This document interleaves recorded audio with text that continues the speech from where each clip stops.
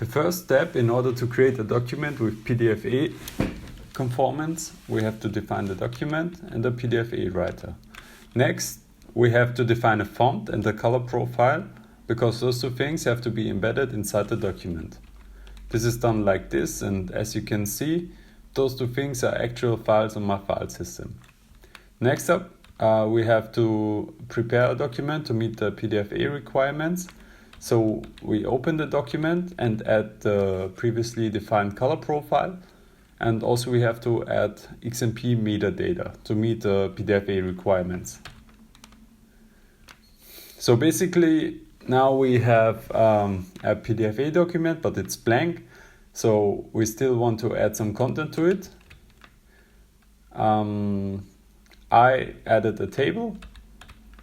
This is a simple table with some header cells with a background, and this table can be added just by document.add. Yes, so the final step is to close our document. This is done inside the finally, because otherwise we could create zombie document objects, and we close the document just by document.close.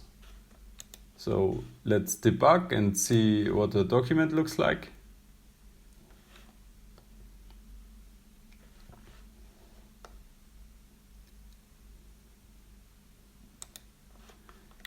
Okay, so this is our document. We are interested in the properties to see the conformance, and as you can see, it's a PdfA document and it's ready to be archived. Okay, thank you for watching. If you liked the video, please leave a like. See you next time.